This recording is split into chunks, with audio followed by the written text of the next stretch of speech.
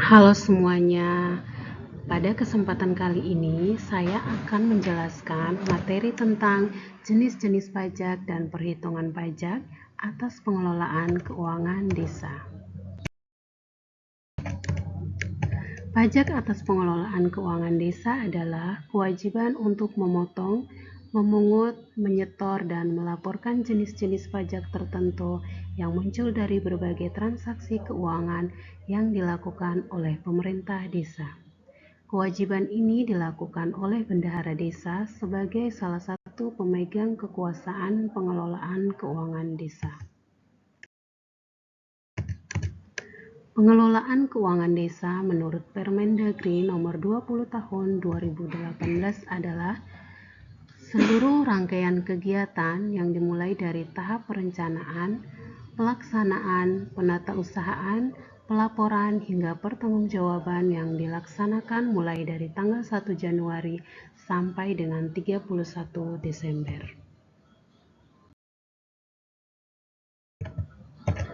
Dalam pengelolaan keuangan desa, terdapat beberapa jenis-jenis pajak dalam penggunaan dana desa.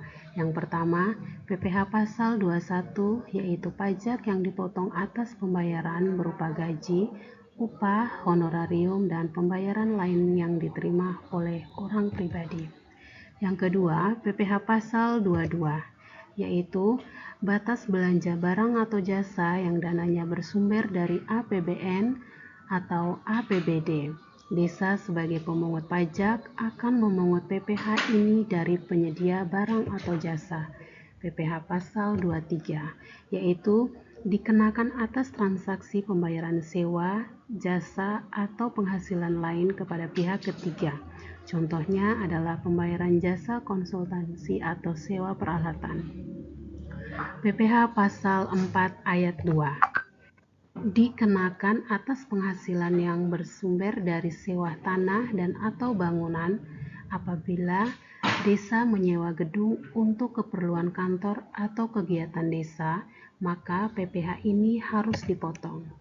PPN dikenakan atas penyerahan barang kena pajak atau jasa kena pajak.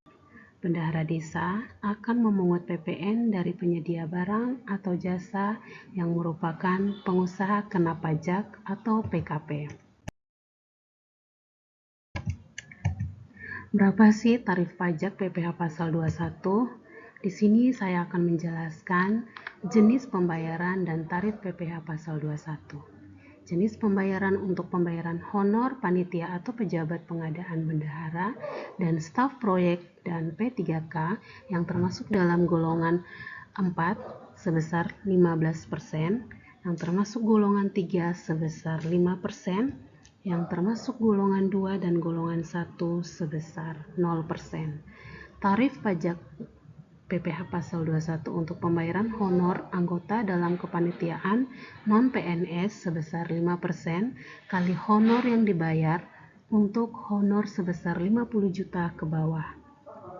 Jenis pembayaran pada upah tenaga kerja lepas yang menerima upah mingguan, upah satuan, atau upah borongan tidak dilakukan pemotongan PPh Pasal 21 sepanjang upah diterima tidak melebihi Rp200.000 sehari dan penghasilan kumulatif yang diterimanya dalam 1 bulan kalender tidak melebihi Rp3 juta.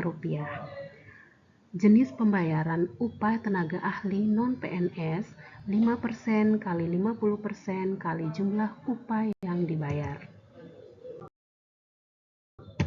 Kemudian tarif pajak PPh Pasal 22 yaitu 1,5% kali harga beli tidak termasuk PPN dengan catatan dari dasar pengenaan pajak apabila pihak ketiga tersebut memiliki NPWP dan apabila tidak memiliki NPWP maka tarifnya akan lebih tinggi sebesar 3% kali harga beli tidak termasuk PPN.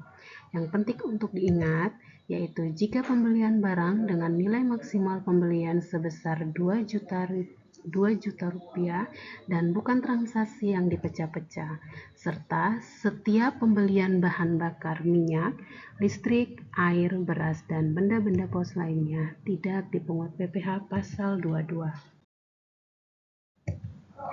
Berikutnya, tarif pajak PPh pasal 23 sebesar 2% kali nilai transaksi.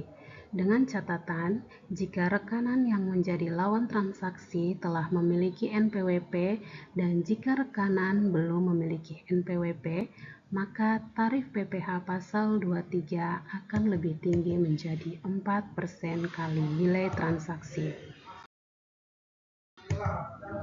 Tarif pajak PPh pasal 23. PPh final yang dipotong untuk persewaan tanah dan atau bangunan adalah 10% kali jumlah bruto nilai sewa. PPh final yang dipungut atas penghasilan hak atas tanah dan atau bangunan adalah sebesar 5% kali jumlah bruto nilai penghasilan. Jasa konstruksi pelaksanaan, kualifikasi kecil 2%, kualifikasi besar 3%, non-kualifikasi 4%. Jasa konstruksi pengawas dan perencana, kualifikasi kecil 4%, kualifikasi besar 4%, dan non-kualifikasi 6%. Tarif pajak pertambahan nilai atau PPN. Besaran tarif PPN yang dipungut adalah 12% kali nilai pembelian penyerahan. Untuk tarif pajak pertambahan nilai sebesar 12% ini dimulai pada tanggal 1 Januari 2025. Penting untuk diingat, jika pembayaran yang jumlahnya kecil dari 2 juta rupiah dan tidak merupakan pembayaran yang terpecah-pecah, pembayaran barang atau jasa yang tidak dikenakan PPN, maka tidak dipungut PPN. Kemudian, contoh perhitungan pajak PPh pasal 22. Nah, misalnya perangkat desa menerima honor sebesar 3 juta per bulan dengan status perangkat desa tersebut adalah TK0, tidak kawin tanpa tanggungan, maka langkah-langkahnya adalah penghasilan bruto dari perangkat desa tersebut sebesar 3 juta rupiah, penghasilan tidak kena pajak PTKP sebesar 54 juta rupiah per tahun. Karena penghasilan di bawah PTKP, maka PPh pasal 21-nya tidak dipotong pajak. Nah, contoh kedua untuk perhitungan pajak PPN.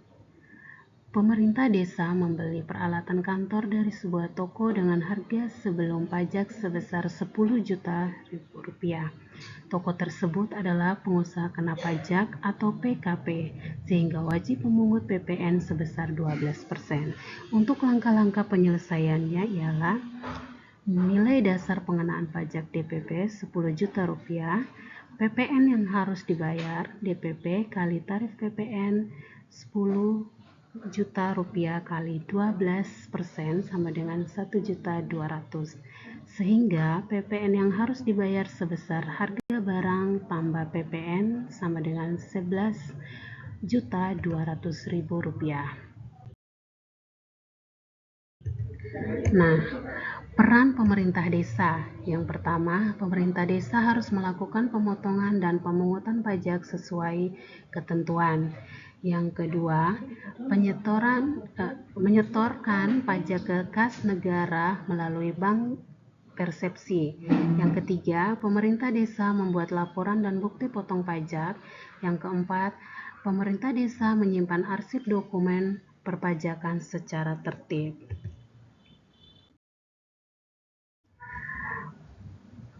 Perlu kita pahami bersama bahwa pengelolaan pajak yang baik akan mendukung terwujudnya tata kelola keuangan desa yang transparan dan akuntabel. Dengan memahami jenis dan cara perhitungan pajak, perangkat desa dapat menjalankan kewajiban perpajakannya dengan benar sekaligus berkontribusi dalam pembangunan negara. Sekian penjelasan dari saya. Terima kasih.